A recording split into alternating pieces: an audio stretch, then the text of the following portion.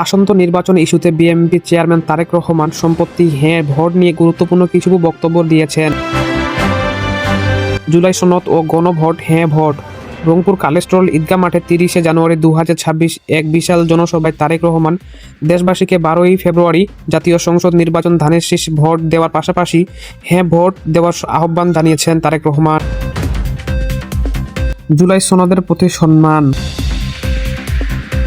24শে গণঅভ্যুত্থান শহীদদের আত্মত্যাগের মূল্যায়ন করতে হলে জুলাইয়ের সনদের সম্মান জানাতে হবে।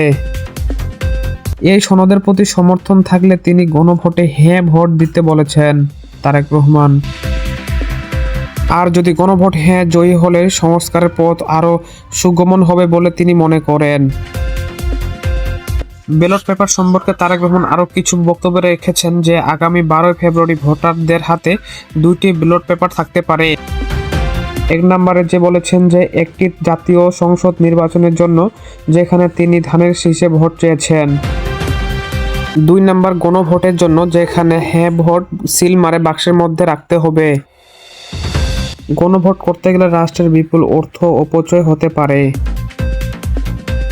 গণভোটের চেয়ে দ্রব্যমূল্যের নিয়ন্ত্রণ, কৃষকদের ন্যায্য মূল্য নিশ্চিত করা বেশি জরুরি। তবে নির্বাচন তারিখ ঘনিয়ে আসার সময় রাজনৈতিক প্রেক্ষাপট নির্বাচনে বর্তমান তিনি এবং তার দল সংস্কার প্রক্রিয়া এগিয়ে নিয়ে যাওয়ার ইতিহাসের সাড়া দেওয়ার সিদ্ধান্ত নিয়েছেন তারেক রহমান। তারেক রহমান এই আহ্বান মূলত জানিয়েছেন নেতাকর্মীদের। বিএনপি কেবলমাত্র ক্ষমতা যাওয়ার সময়